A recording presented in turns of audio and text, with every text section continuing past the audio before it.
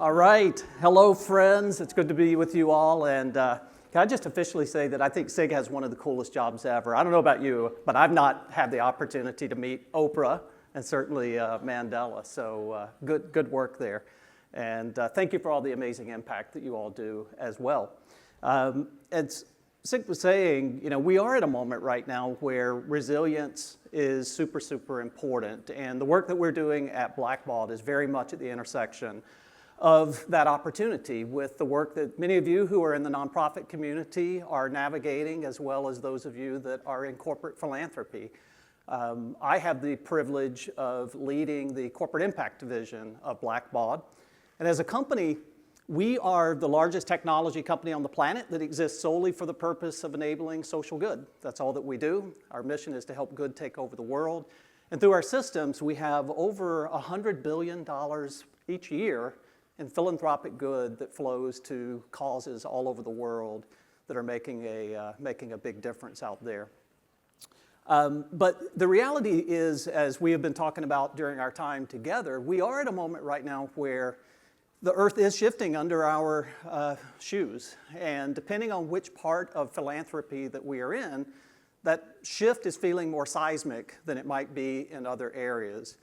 I'm sure that many of you out there, like us in the work that we do, walk in on any given day or any given week thinking about the week ahead, and before you can barely get going, something has changed that really is disrupting that flow. And it's that moment that we have to think about the resilience that we're in and call upon principles that help us navigate the moment that we're in. And I'll share just a couple of points of data with you to help understand the reality of that as it relates to our workplaces. The reality right now from a workplace standpoint is that we are seeing record levels of disengagement across our teams on a global basis. The Gallup 2025 engagement poll that was released recently spells out a pretty dismal view of engagement within our workplaces. And if you were to pick a number and think about the percentage of our employees that are currently disengaged on a global basis, you could aim pretty high and pick a number like 50% that would be pretty staggering in its own right. But the reality is, in the most recent poll, 79% of employees report that they are disengaged. And that's a very serious number for our workplaces. It's anchored in all kinds of challenges that also include the reality of well-being and mental health of our employees right now. But there's some other data out there as well. SHRM, the Society of HR Managers, put out their recent reporting that said that we're also seeing record levels of incivility in the workplace. And this report was at the end of 2024, by the way. I can only imagine what it would be if it were a pulse survey in the moment that we're in right now.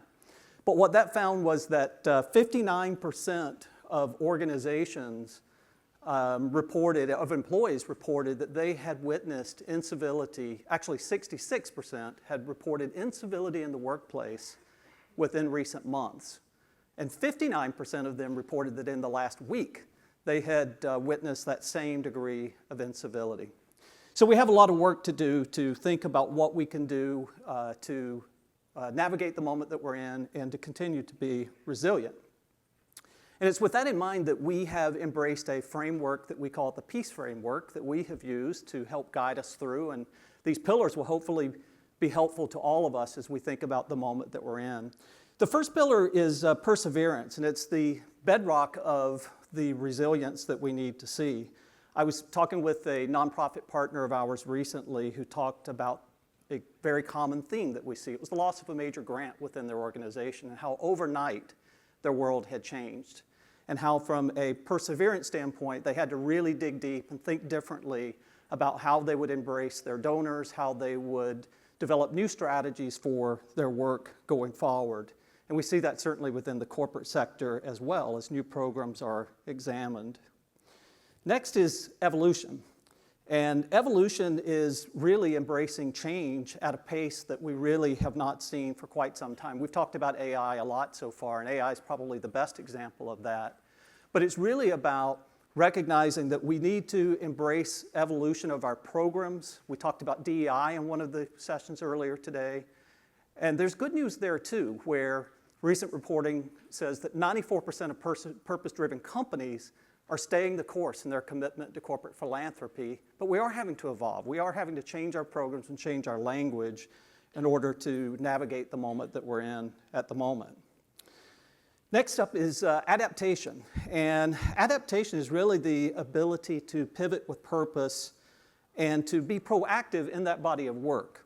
We've seen organizations that have really done this when we think about adapting to the moment that we're in and shifting around having things, for example, like hybrid volunteering opportunities, how we navigate our programs as employees return back to work in many of our environments.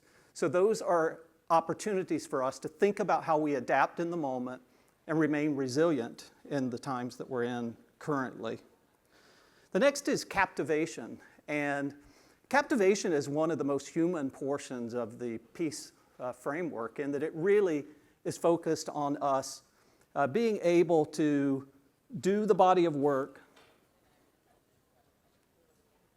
that really tells the human story. So it's not about the data point that's on a particular file that we may be looking at, but it's about the human that's behind that body of work.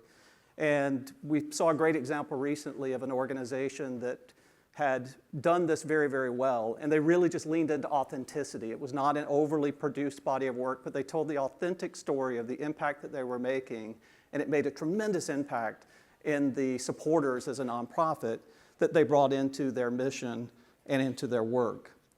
And then finally, the last pillar of the peace framework is one that certainly all of us in this community of kindness that we're in know very well, and it's empathy. And it's being truly empathetic to the causes that we care about. It's being empathetic to our employees, recognizing for those of you that work in corporate philanthropy and have workplace giving strategies and volunteering strategies, that we have to be empathetic to the moment that our employees are in right now. We have to realize that the challenges that they are facing show up in the workplace, and being empathetic as we design our programs and evolve our programs in a way that allow them to be supported.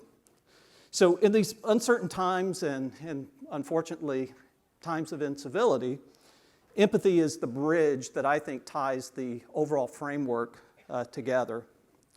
So as we navigate the moment that we're in, perseverance is to help us stay the course. Evolution is to embrace innovation that's coming at us at a rapid pace. Adaptation is really focused on remaining agile within our environment so that we can be relevant in the work that we do. Captivation helps us inspire action. And empathy helps humanity remain at the center of everything that we are doing.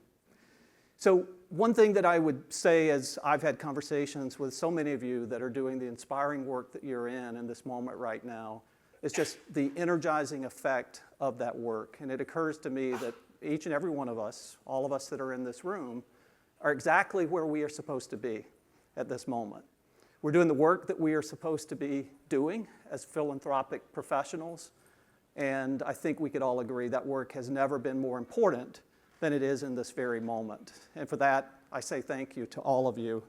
And I'll leave you with this quote, which is often attributed to Sun Tzu. In the midst of chaos, there is also opportunity. So let's go forward and seize the opportunity together, learn from each other, share with each other, and be kind to each other along the way. Thank you.